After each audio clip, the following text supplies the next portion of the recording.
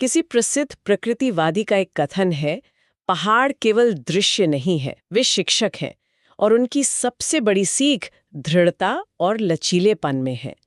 आज हम भारत की सबसे पुरानी पर्वत श्रृंखला अरावली की बात करने वाले हैं, जो 2 अरब साल से भी ज्यादा समय से खड़ी है। लेकिन आज की कहानी सिर्फ इसके भूगोल या इतिहास की नहीं है। ये एक पहेली को सुलझाने की कहानी है। सोचिए, इस विशाल पर्वत श्रृंखला को बचाने के लिए हमारी सबसे बड़ी अदालत को सबसे पहले ये तय करना पड़ा कि ये है क्या। ये कहानी सिर्फ खनन की नहीं, बल्कि एक परिभाषा की लड़ाई की है, जिस पर उत्तर भारत का भविष्य टिका है। आज की हमारी ये पूरी चर्चा द हिंदू में प्रकाशित एक लेख पर आधारित है, और हम जो लोग यूपीएससी की तैयारी कर रहे हैं उनके लिए तो ये टॉपिक बहुत ही काम का है, क्योंकि इसमें गवर्नेंस, पर्यावरण कानून, सतत विकास, मतलब कई अहम पहलू जुड़े हुए हैं। तो चलिए इस उलझी हुई गुत्थी को सुलझाते हैं। सबसे पहले ये समझते हैं कि हम अरावली को लेकर इतनी चिंता क्यों कर रहे हैं। आखिर दांव पर क्या लगा है? दांव पर मतलब बहुत कुछ लगा है। अरावली को सिर्फ पहाड़ियों की एक लाइन समझना इसकी अहमियत को बहुत कम आंकना होगा। असल में ये उत्तर भारत के लिए एक विशाल इकोलॉजिकल ढाल है। ढाल? किस तरह की ढाल? सबसे जरूरी काम जो ये करती है वो है थार रेगिस्तान को पूरब की तरफ बढ़ने से रोकना। अच्छा। अगर अरावली ना होती तो आज हरियाणा, पश्चिमी उत्तर प्रदेश और शायद दिल्ली का एक बड़ा हिस्सा भी रेगिस्तान में बदल चुका होता। वाह, मतलब ये एक तरह से भारत का मौसम कंट्रोल करने वाली दीवार है। इसके बिना शायद दिल्ली और जयपुर आज रेगिस्तान होते। बिल्कुल। और ये तो सिर्फ एक पहलू हुआ। और क्या है? इसके अलावा ये पूरे क्षेत्र के मौसम को स्थिर रखती है, मॉनसून की हवाओं को दिशा देती है, जिससे बारिश होती है। और शायद सबसे महत्वपूर्ण बात, ये एक विशाल स्पंज की तरह काम करती है। स्पंज? हाँ, जो बारिश के पानी को सोखकर भूजल को रिचार्ज करती है। चंबल, साबरमती, लूनी जैसी कितनी ही नदियां यहीं से निकलती हैं। तो ये सिर्फ पत्थर की दीवार नहीं, बल्कि एक जीती जागती जीवन रेखा है। ठीक है, तो ये तो हुई इसकी पारिस्थितिक अहमियत। लेकिन हर कहानी का एक दूसरा पहलू भी होता है। स्रोतों से पता चलता है कि इन पहाड़ों के नीचे एक खजाना भी छिपा है। हाँ, और यही इस पूरे संघर्ष की जड़ है। अरावली खनिजों से भरी पड़ी है। क्या क्या मिलता है वहाँ? आम निर्माण में काम आने वाले बलुआ पत्थर, चूना पत्थर, संगमरमर से लेकर सीसा, जस्ता, तांबा और सोने जैसी कीमती धातुएं तक यहाँ मिलती हैं। यहाँ खनन कोई नई बात नहीं है, सदियों से होता आया है। लेकिन पिछले 4 दशकों में जो हुआ है वो खनन नहीं, बल्कि एक तरह की लूट थी। लूट मतलब? खासकर पत्थर और रेत के लिए बड़े पैमाने पर अवैध खनन हुआ है। और इसका नतीजा क्या हुआ? जमीन पर लोगों के लिए इसका क्या मतलब था? हवा में धूल, सूखते कुएं, ऐसा कुछ? ठीक यही। नतीजे बहुत गंभीर हुए हैं। लगातार खनन और धूल उड़ने से दिल्ली एनसीआर और आसपास के इलाकों में वायु गुणवत्ता बहुत खराब हुई है। लेकिन सबसे बड़ा संकट भूजल का है। अच्छा, वो स्पंज वाला पॉइंट। हाँ, जिस स्पंज की हम बात कर रहे थे, खनन ने उसमें छेद कर दिए हैं। भूजल रिचार्ज करने की इसकी क्षमता बहुत कम हो गई है। और ये उस इलाके के लिए मतलब कयामत की तरह है, जो पहले से ही पानी की कमी से जूझ रहा है। और जहां तक मुझे पता है ये सिर्फ हमारा घरेलू मामला भी नहीं है ना? नहीं, बिल्कुल नहीं। हमारा स्रोत साफ बताता है कि भारत ने मरुस्थलीकरण से निपटने के लिए संयुक्त राष्ट्र कन्वेंशन पर हस्ताक्षर किए हैं। UNCCD, right? जी। उस अंतर्राष्ट्रीय समझौते के तहत हम अरावली जैसे नाजुक इकोसिस्टम की रक्षा के लिए बाध्य हैं। तो जब हम अरावली को नष्ट होते देखते हैं तो हम सिर्फ अपने पर्यावरण को नहीं, बल्कि एक अंतर्राष्ट्रीय वायदे को भी तोड़ रहे होते हैं। तो ये समस्या दशकों से चल रही है। जाहिर है इसे रोकने की कोशिशें भी हुई होंगी। ये सब अचानक तो सुप्रीम कोर्ट नहीं पहुंच गया होगा। पहले क्या कदम उठाए गए? कोशिशें तो हुई, लेकिन वो कह सकते हैं कि आधी अधूरी थी। 1990 के दशक की शुरुआत में पर्यावरण मंत्रालय ने कुछ नियम बनाए थे। उनका मकसद था कि खनन सिर्फ स्वीकृत परियोजनाओं तक ही सीमित रहे, लेकिन इन नियमों का जमीन पर खुलेआम मजाक उड़ाया गया। फिर अदालत की भूमिका शुरू हुई होगी। हाँ, 2009 में सुप्रीम कोर्ट ने एक बड़ा कदम उठाया और हरियाणा के फरीदाबाद, गुरुग्राम और मेवात जिलों में खनन पर पूरी तरह से रोक लगा दी। अच्छा। ये एक जरूरी कदम था, लेकिन ये समस्या के सिर्फ एक छोटे से हिस्से को ही देख रहा था। ये एक बड़े जख्म पर छोटी सी पट्टी लगाने जैसा था, क्योंकि अरावली तो गुजरात तक फैली है। तो 2009 में हरियाणा के कुछ जिलों में बैन लगा, लेकिन जाहिर है वो काफी नहीं था, वरना हम आज इस पर बात ही नहीं कर रहे होते। कहानी में नया मोड़ कब आया? असली मोड़ आया मई 2024 में। इस बार सुप्रीम कोर्ट ने पूरी श्रृंखला पर ध्यान दिया। पूरी श्रृंखला पर? जी, अदालत ने दिल्ली से लेकर गुजरात तक पूरी अरावली रेंज में किसी भी नए खनन पट्टे को जारी करने या पुराने पट्टे को रिन्यू करने पर रोक लगा दी। ये तो बहुत बड़ा फैसला था। हाँ, साथ ही अदालत ने अपनी एक विशेषज्ञ समिति, जिसे केंद्रीय अधिकार प्राप्त समिति यानी CEC कहते हैं, को मामले की गहराई से जांच करने का आदेश दिया।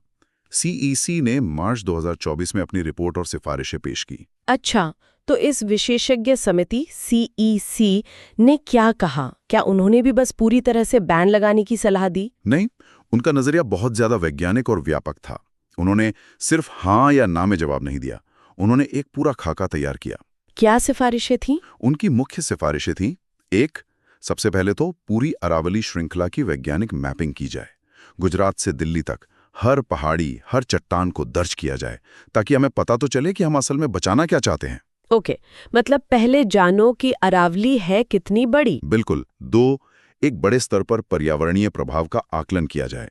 मतलब एक एक खदान का नहीं, बल्कि पूरे इलाके में हो रहे खनन का सामूहिक असर क्या पड़ रहा है, ये समझा जाए। 3, जो बेहद नाजुक इलाके हैं, जैसे कि संरक्षित जंगल, पानी के स्रोत, टाइगर कॉरिडोर और पूरा राष्ट्रीय राजधानी क्षेत्र, उन्हें खनन के लिए नो गो जोन घोषित कर दिया जाए। और चौथा? और आखिर में, जब तक ये मैपिंग और आकलन का काम पूरा नहीं हो जाता, तब तक कोई नया खनन पट्टा या नवीकरण न किया जाए। ये तो है नियम, कानून और रोक की बात। क्या सरकार की तरफ से भी कोई सकारात्मक पहल हुई है इकोसिस्टम को फिर से ठीक करने के लिए? हाँ, और ये एक बहुत ही दिलचस्प पहल है। जून 2025 में केंद्र सरकार ने अरावली ग्रीन वॉल परियोजना शुरू की। ग्रीन वॉल, ये क्या है? इसका मकसद अरावली के दोनों तरफ 5-5 किलोमीटर के बफर जोन में बड़े पैमाने पर पेड़ लगाना और हरियाली बढ़ाना है। ये गुजरात, राजस्थान, हरियाणा और दिल्ली के 29 जिलों को कवर करती है। लक्ष्य क्या है इसका? लक्ष्य बहुत बड़ा है। 2030 तक 26 मिलियन हेक्टेयर बंजर जमीन को फिर से हरा भरा करना। ये खनन से हुए नुकसान की भरपाई करने की एक बड़ी कोशिश है। अच्छा, यहीं पर मुझे एक बात समझ नहीं आई जो इस पूरे मामले को बहुत अजीब और दिलचस्प बनाती है। हमारे स्रोत के मुताबिक सुप्रीम कोर्ट को अरावली की एक समान परिभाषा तय करनी पड़ी। मतलब अरावली तो एक पहाड़ है, नक्शे पर दिखता है, इसकी परिभाषा तय करने की जरूरत ही क्यों पड़ी? ये तो ऐसा है जैसे कोई पूछे कि गंगा नदी की परिभाषा क्या है। आपका सवाल ही इस केस का दिल है। यही वो केंद्रीय समस्या थी जिसने दशकों तक इस मामले को उलझाए रखा। अदालत ने पाया कि अरावली की कोई एक सर्वमान्य परिभाषा थी ही नहीं। क्या मतलब? मतलब हरियाणा जिसे अरावली मानता था, हो सकता है राजस्थान उसे ना मानता हो। हर राज्य अपने हिसाब से व्याख्या कर रहा था। यहाँ तक कि भारतीय वन सर्वेक्षण FSI जैसी विशेषज्ञ संस्थाओं की परिभाषाएं भी समय के साथ बदलती रहीं। मतलब कोई एक नियम ही नहीं था जिस पर सब सहमत हों? बिल्कुल नहीं। उदाहरण के लिए 2010 में FSI ने एक बहुत ही तकनीकी परिभाषा दी थी। उसमें लिखा था कि पहाड़ी का ढलान कितना होना चाहिए, तलहटी से कितनी दूरी पर बफर जोन होगा। अरे बाप रे, घाटी कितनी चौड़ी होनी चाहिए, ये सब इतना जटिल था कि इससे सिर्फ भ्रम पैदा हुआ, और उस भ्रम का सीधा फायदा खानन लॉबी को मिलता था। तो ये क्लासिक मामला है जहां नियम इतने जटिल बना दिए जाते हैं कि उन्हें लागू करना ही नामुमकिन हो जाता है और फिर कोई भी बच के निकल सकता है। बिल्कुल। तो अदालत ने इस भ्रम के जाल को कैसे काटा? सुप्रीम कोर्ट ने इस समस्या को जड़ से पकड़ने का फैसला किया। उन्होंने पर्यावरण मंत्रालय, FSI, सभी संबंधित राज्यों के वन विभाग और भारतीय भूवैज्ञानिक सर्वेक्षण के प्रतिनिधियों को मिलाकर एक उच्च स्तरीय समिति बनाई। इस समिति का सिर्फ एक काम था, पूरे देश के लिए अरावली की एक सरल, वैज्ञानिक और एक समान परिभाषा तैयार करना। इस समिति ने अक्टूबर 2025 में अपनी रिपोर्ट सौंपी। और वो परिभाषा क्या थी? बहुत विचार विमर्श के बाद समिति एक बहुत ही सीधे साधे मानदंड पर पहुंची। 100 मीटर से ज्यादा ऊंची कोई भी पहाड़ी अरावली श्रृंखला का हिस्सा मानी जाएगी। बस 100 मीटर? हाँ, कोई ढलान का कोण नहीं, कोई बफर जोन नहीं, एक सरल, स्पष्ट नियम जिसे पूरे इलाके में एक जैसा लागू किया जा सकता था। एक मिनट, सिर्फ 100 मीटर? ये तो काफी मनमाना सा लगता है। मतलब अगर कोई 99 मीटर की पहाड़ी है जो पूरे इकोसिस्टम के लिए जरूरी है, तो वो अब अरावली नहीं है, उसे खनन के लिए खोला जा सकता है। आपने बिल्कुल सही नस पकड़ी है। अदालत में इसी बात पर जबरदस्त बहस हुई। अदालत की मदद के लिए नियुक्त किए गए वकील न्याय मित्र के परमेश्वरन ने इस परिभाषा पर कड़ी आपत्ति जताई। उनका तर्क यही था कि ये 100 मीटर की सीमा बहुत संकीर्ण है। इससे हजारों छोटी लेकिन पारिस्थितिकी रूप से महत्वपूर्ण पहाड़ियां सुरक्षा कवच से बाहर हो जाएंगी और खनन माफिया के लिए खुल जाएंगी। ये तो बहुत जायज तर्क लगता है। तो सरकार का क्या कहना था? उन्होंने इस 100 मीटर के नियम का बचाव कैसे किया?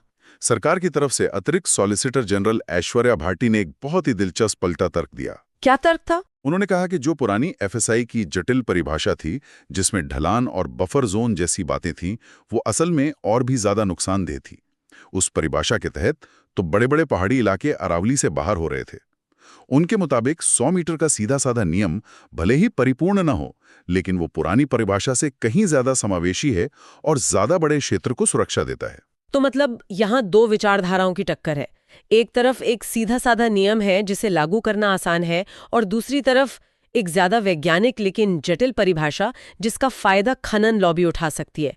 ये तो एक क्लासिक पॉलिसी वर्सेस रियलिटी की समस्या लग रही है। बिल्कुल, ये व्यावहारिकता और आदर्शवाद के बीच का चुनाव था, और अंत में अदालत ने व्यावहारिकता को चुना। तो इन सभी तर्कों और परिभाषा के इस बड़े विवाद के बाद सुप्रीम कोर्ट ने अंतिम फैसला क्या दिया? क्या उसने 100 मीटर की परिभाषा को मानते हुए खनन पर पूरी तरह से प्रतिबंध लगा दिया? नहीं, और यही इस फैसले का सबसे महत्वपूर्ण और समझने लायक पहलू है। अदालत ने पूर्ण प्रतिबंध नहीं लगाया। क्यों नहीं? अदालत ने अपने पिछले अनुभवों से सीखा था, खासकर 2009 के हरियाणा बैन से। उन्होंने कहा कि जब भी पूर्ण प्रतिबंध लगाया जाता है तो वो अक्सर उल्टा असर करता है। इससे अवैध खनन सिंडिकेट और हिंसक रेत माफिया पैदा होते हैं। अच्छा, मतलब जरूरत खत्म नहीं होती, वो बस अंडरग्राउंड हो जाती है। Exactly. जिससे स्थिति और भी बेकाबू हो जाती है। तो फिर क्या किया? उन्होंने कैलिब्रेटेड अप्रोच अपनाया, जैसा कि लेख में लिखा है। इसका क्या मतलब है? आपने बिल्कुल सही शब्द पकड़ा। कैलिब्रेटेड दृष्टिकोण का मतलब है एक बहुत नपा-तुला कदम। इसके 3 मुख्य स्तंभ हैं। बताइए। पहला, जो कानूनी खनन पहले से चल रहा है वो बेहद सख्त नियमों और कड़ी निगरानी के साथ चलता रहेगा। दूसरा, किसी भी तरह के नए खनन पर तब तक पूरी तरह रोक रहेगी जब तक कि एक व्यापक और वैज्ञानिक रूप से तैयार की गई योजना नहीं बन जाती है। और तीसरा, जो स्थायी रूप से संवेदनशील क्षेत्र हैं, वन्यजीव गलियारे, राष्ट्रीय उद्यान, पानी के स्रोत, वो हमेशा के लिए खनन से बाहर रहेंगे।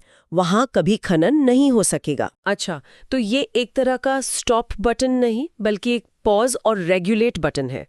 तो भविष्य के लिए ये वैज्ञानिक योजना क्या होगी? इसका क्या खाका है? कोर्ट ने भविष्य के लिए एक बहुत स्पष्ट रोड मैप दिया है। उन्होंने निर्देश दिया है कि पूरी अरावली श्रृंखला के लिए सतत खनन के लिए एक विस्तृत प्रबंधन योजना MPSM तैयार की जाए।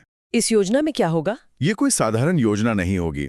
इसमें बहुत स्पष्ट रूप से नक्शे पर उन इलाकों को चिन्हित किया जाएगा जहां खनन पर पूर्ण प्रतिबंध होगा। ये उन क्षेत्रों की पहचान करेगा जहां सीमित और कड़ाई से नियंत्रित खनन की इजाजत दी जा सकती है। और सबसे जरूरी, खनन के बाद उस जगह को फिर से कैसे ठीक किया जाएगा, इसके लिए नियम तय करेगी। ये एक समग्र और दूरदर्शी योजना है। तो इस पूरी चर्चा को समेटते हैं। इसका निचोड़ क्या है हमारे सुनने वालों के लिए, खासकर UPSC की तैयारी करने वालों के लिए? इसका क्या मतलब है? इसका सीधा मतलब यह है कि सुप्रीम कोर्ट ने पर्यावरण संरक्षण और आर्थिक गतिविधियों के बीच एक बहुत ही नाजुक संतुलन बनाने की कोशिश की है। उन्होंने अवैध खनन की जमीनी हकीकत को अनदेखा नहीं किया है।